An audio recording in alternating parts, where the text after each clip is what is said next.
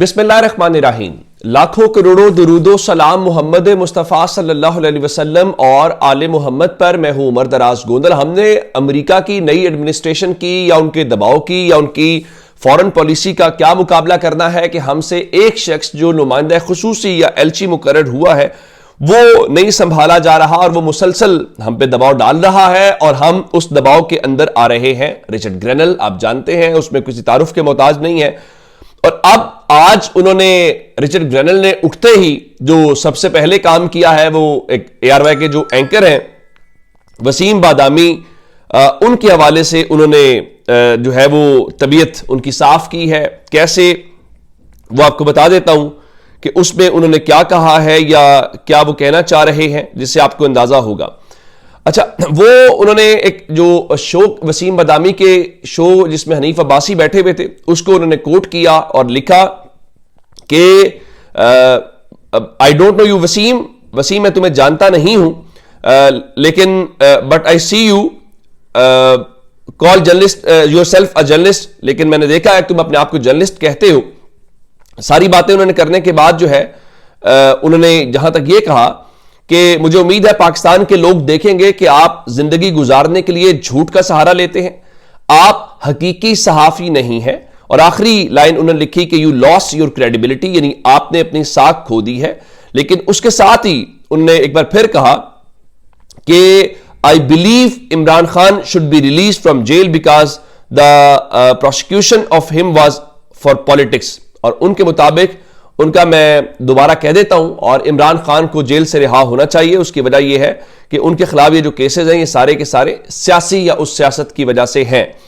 अब ये एक बड़ी बात है। और फिर इमरान खान के हवाले से चूंकि गुफ्तगू हो रही है और इमरान खान ने कहा था कि उनको ये ऑफर की गई है कि आपको यहां से शिफ्ट कर देते हैं, बनी गाला या इस किस्म की बातें हुई, तो इमरान खान ने कहा नहीं, आप मुझे जेल में रख लें अगर आप ये समझते हैं कि सब मेरी रिहाई के लिए हो रहा है और जो मेरे वर्कर्स हैं उनको रिहा कर दें। अच्छा, इसके ऊपर क्या हुआ कि आज रात को हमने ये देखा कि राना सनाउल्लाह जो इस मुज़ाकराती कमेटी के रुकन भी हैं और जाहिर है कि वो शरीफ फैमिली के जरा करीबी भी तस्वुर किए जाते हैं, तो उन्होंने इस हवाले से पेशकश होने का जो दावा है वो गलत करार दिया, तरदीद की कि हमने कोई ऐसी ऑफर नहीं की। अच्छा, अब मैं आपको बताऊं हुकूमत की बात कि हुकूमत के हवाले से अब दोबारा पेशकश से बताता हूं। अगर आपने ये जानना हो कि पेशकश किसने की है, और मैं आपको बार बार पहले दिन से कह रहा हूं कि उन मुज़ाकराती कमेटी के ऊपर ना रहिएगा जो सामने है, जो हुकूमत की जानिब से बनाई गई है या अपोजिशन की जानिब से बनाई गई है। मैंने आपको कहा था कि बातचीत हो रही है, कहीं और हो रही है, और मैं आपको तब से इशारतन ये कहता था कि बिटवीन द लाइन्स यही कह सकता हूं। और फिर कल जब एक सवाल हुआ उसमें उन्होंने नाम लेके कहा कि फलां रैंक के जो अफसर हैं वो मुलाकातें कर रहे हैं, और उसकी तरदीद नहीं की गई कल DG ISPR की प्रेस कॉन्फ्रेंस के अंदर भी। तो राना सनाउल्लाह को मुझे इसके ऊपर एक लतीफ़ा तो याद आ गया, खैर वो लतीफ़ा जरा गैर मुहज़्ज़ब हो जाएगा कि उनका वो इसलिए घूम फिर रहे कि फलां हो गया तो शक तो हमारे ऊपर हो रहा है, ये वो वाली बात है। खैर, तो मैं आपको बताना ये चाह रहा हूं, अब हुकूमत जहां पर यह बात कह रही है तो दूसरे नंबर के ऊपर अगली बात सुनिए। दूसरे नंबर के ऊपर वो ये कहते हैं कि अगर आप अडियाला में नहीं रहना चाहते तो अपने घरों में आ जाएं, लेकिन हमें 5 साल जो है वो सुकून से हुकूमत करने दें। अब वो 5 साल सुकून से हुकूमत करने की जहां तक बात कर रहे हैं, तो अब इमरान खान को एक बार फिर जो है आप हाउस अरेस्ट की पेशकश कर रहे हैं, लेकिन आपको भी पता है कि इमरान खान जो है वो हाउस अरेस्ट के लिए नहीं मानेंगे। अच्छा, ये सब जो हो रहा है उसकी वजह क्या है?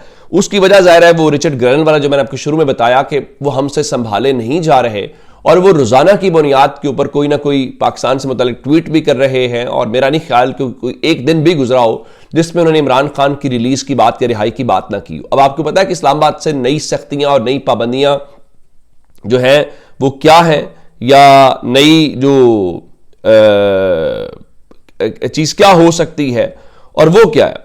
वो ये है कि जनाब टीवी चैनल्स को, पाकिस्तान के मीडिया को ऑर्डर दिया गया है। इससे पहले ही ऑर्डर किया गया था कि ट्रंप इंतजामिया से मुताल्लिक कुछ भी चलाने के हवाले से एहतियात करें, और अब जो है कहा गया है कि जो उनके खुसूसी एलची हैं उनके बयानात चलाने से पाकिस्तान के मीडिया को रोक दिया गया है। और साथ ये कहा गया है कि टीवी के ऊपर रिचर्ड ग्रेनल के ऊपर तनकीद जो है वो भी नहीं की जाएगी। अब जब ये दोनों बातें आप पाकिस्तान के टीवी चैनल्स को हिदायत दे रहे हैं कि ये ना करें, अब इसका क्या मतलब है?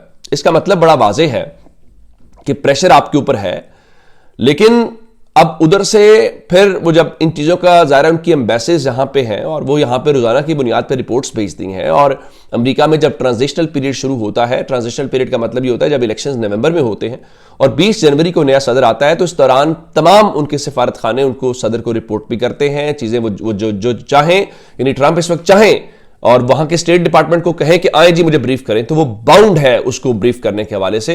वो किसी भी महकमे को, किसी भी शख्स को, किसी भी ओहदेदार को बुला के कह सकता है मुझे ब्रीफ करो, तो चीजें उनके पास पहुंच रही हैं। तो हम ये जो यहां पे हरकतें कर रहे हैं, मेरा ख्याल है कि ये कुछ ज्यादा सूदमंद होती हुई दिखाई नहीं दे रही, और हुकूमत की अब जान जो है वो फंसी हुई है।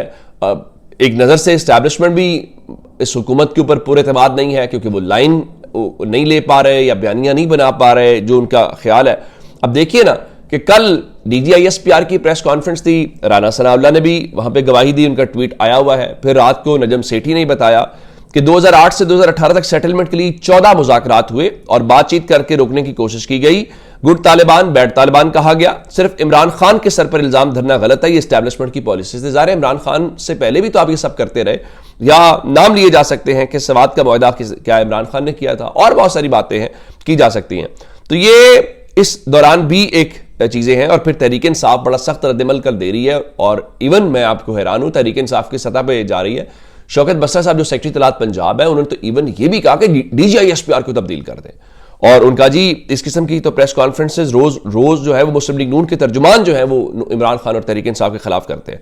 मैं कहना ये चाह रहा हूं कि एक सख्त किस्म का जो रद्दमल है वो तहरीक इंसाफ की जानिब से आ रहा है, और तहरीक इंसाफ की शायद उनको भी ये पता है कि अवाम में ये बयानियां मकबूल है और लोग पसंद करते हैं, तो वो बार बार उसी चीज को टो कर रहे हैं। लेकिन ज़ाहिर कहीं ना कहीं तो होगा। फिर कल एक और बात हुई थी, गुड गवर्नेंस की बात हुई, उसका तहरीक इंसाफ ने रात को जवाब दे दिया। फिर कुरम के हवाले से खबर यह है कि कुरम अमन जो मुआहिदा है उसके ऊपर आज दस्तखत होने का इम्कान जाहिर किया गया है, और ये बताया गया है कि जो दोनों फ्रीकैन हैं, यानी दोनों मुतहारिब ग्रुप जो हैं, वो अपना अपना असलहा जमा करवा देंगे।